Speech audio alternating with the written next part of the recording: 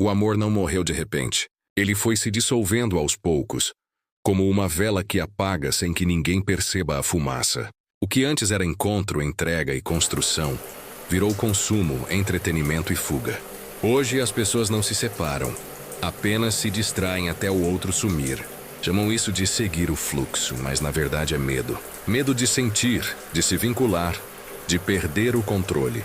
O amor, aquele que exigia presença e silêncio, virou uma palavra gasta, usada em legendas e músicas, mas sem peso, sem raiz. Morreu porque o tempo moderno não suporta o que é profundo. E o mais trágico é que ninguém chorou o luto. Continuamos fingindo amar, quando na verdade só queremos companhia para não encarar o próprio vazio. Zygmunt Bauman chamou de modernidade líquida o tempo em que tudo escapa das mãos, inclusive o amor. Nada é feito para durar, tudo precisa fluir, mudar, atualizar. Os vínculos se tornaram líquidos porque o indivíduo contemporâneo teme a solidez. Amar exige permanência. E a permanência exige responsabilidade. Nos relacionamentos líquidos, o outro é uma experiência, não uma escolha. Enquanto der prazer, companhia ou validação, ele fica. Quando o encanto se quebra, troca-se o rosto, o chat, o corpo. O amor vira produto de conveniência emocional. O paradoxo é que, quanto mais liberdade se tem, mais vazio se sente. A ausência de raízes não é sinal de leveza, é sintoma de superficialidade. Vivemos conectados, mas não envolvidos. Multiplicamos contatos e perdemos profundidade. Bauman dizia que o amor líquido é frágil, porque não suporta o peso da realidade. E é exatamente por isso que tantos se apaixonam pela ideia do amor, mas fogem do compromisso que ele impõe. Querem o calor da presença sem o risco da intimidade. Vivemos na era da dopamina, a molécula da recompensa, do prazer rápido, da gratificação imediata. Tudo é feito para nos estimular. Um novo like, uma mensagem, um match, um vídeo que prende por segundos. E o amor, nesse cenário, virou apenas mais um produto dopaminérgico. O problema é que o amor verdadeiro não libera dopamina, libera serotonina. Ele acalma, não excita. Mas a mente moderna, condicionada ao estímulo constante, confunde paz com tédio. Quer o arrepio da paixão, o drama da incerteza, a química do será que ele vai responder? O algoritmo virou o novo cupido, e o prazer é medido em curtidas. O coração foi substituído por notificações, e quanto mais estímulo buscamos, menos sentimos. O cérebro, saturado de prazer artificial, se torna incapaz de sustentar vínculos profundos. Hoje, amamos com o mesmo tempo de atenção que damos a um vídeo curto. O amor perdeu sua densidade, porque a dopamina não deixa espaço para o silêncio. Queremos sentir algo, qualquer coisa, desde que não seja o vazio. E é justamente por isso que o amor morreu. Porque amar exige suportar a lentidão, o intervalo, o tempo real. Freud dizia que o ser humano busca evitar a dor antes mesmo de buscar o prazer. E é exatamente isso que destruiu o amor contemporâneo. As pessoas não amam mais para se unir, amam para se anestesiar. Usam o outro como remédio, como distração, como fuga da própria solidão. O amor, que deveria ser encontro, virou mecanismo de defesa. A carência não é mais desejo de partilha, mas medo do vazio. Por isso, tantos corações pulam de relação em relação sem nunca se curarem. Não estão procurando alguém. Estão tentando fugir de si. Freud chamou esse padrão de repetição compulsiva. A tendência de reviver as mesmas dores. Os mesmos dramas com rostos diferentes. Amamos quem nos dá a chance de repetir o trauma. E, talvez desta vez, consertá-lo. Mas o inconsciente não quer cura, quer familiaridade. E é por isso que tanta gente se apaixona por quem machuca e se entedia com quem acolhe. O amor morreu porque virou sintoma. Um modo elegante de evitar o silêncio, a introspecção, a verdade interior. Mas o silêncio, esse mesmo que tanto tememos, é o único lugar onde o amor real poderia renascer. Hoje, a maioria das pessoas não entra em um relacionamento por amor. Entra por medo. Medo do silêncio, medo de ficar só, medo de encarar o próprio reflexo quando a casa está vazia. A solidão se tornou insuportável porque ela revela o que tentamos esconder: o vazio interior, o desamparo, a falta de propósito.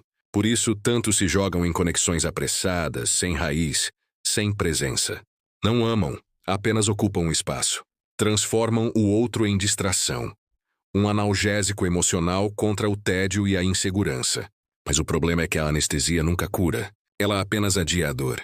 E quando o efeito passa, a carência volta mais forte, exigindo uma nova dose. Outro corpo, outra conversa, outro início. O ciclo se repete, mas o vazio cresce. A solidão não é inimiga. Ela é o portal para o autoconhecimento, o berço onde o amor verdadeiro se forma. Quem não suporta estar só, não está pronto para estar com alguém. Porque quem ama de verdade não busca se preencher, busca transbordar.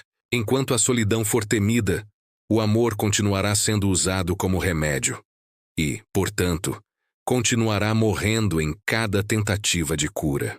Quer que eu siga com o tópico 6, o ego digital e o amor como espelho? Na era das redes sociais, o amor deixou de ser encontro entre dois seres e virou reflexo entre dois egos. As pessoas não buscam mais alguém para amar, mas alguém que as reafirme. O outro se torna um espelho digital.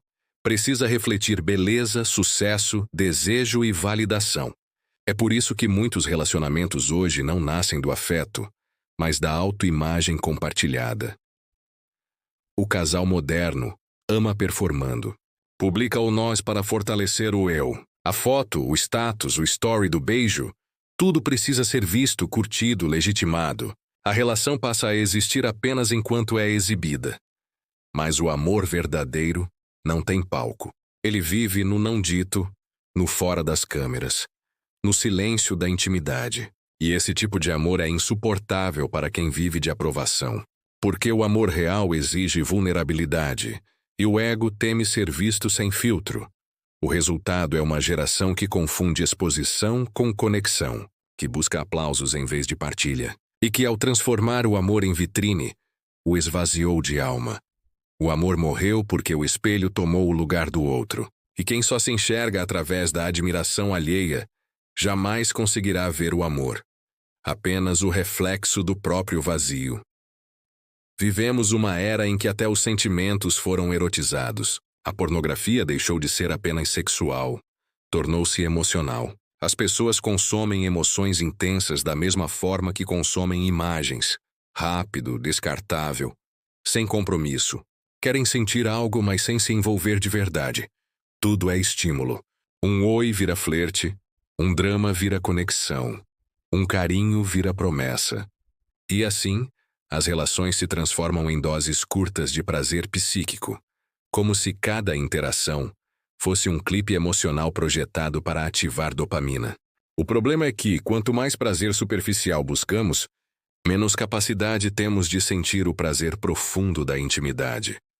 A pornografia emocional cria um vício, o vício de sentir intensamente e esquecer logo depois.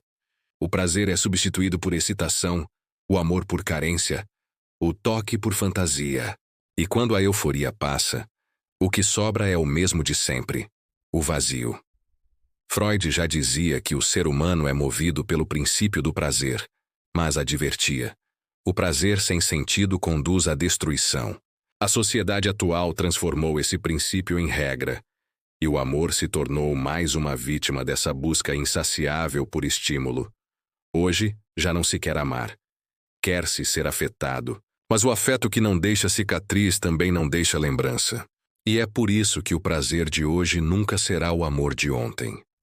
O amor, que um dia foi encontro, virou anestesia.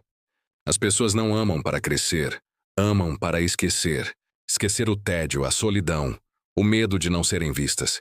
Freud dizia que o homem busca o amor como compensação das feridas narcísicas. Bauman completaria: ele busca no outro o calmante para o vazio de si.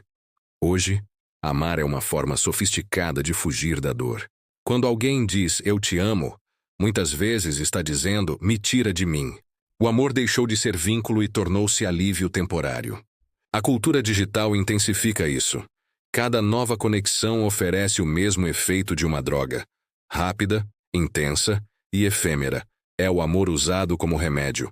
Mas como toda substância que promete prazer instantâneo, ele cobra um preço alto. Depois da euforia, vem a ressaca emocional. A ausência do outro se transforma em abstinência, o silêncio em desespero, o término em síndrome de abstinência afetiva.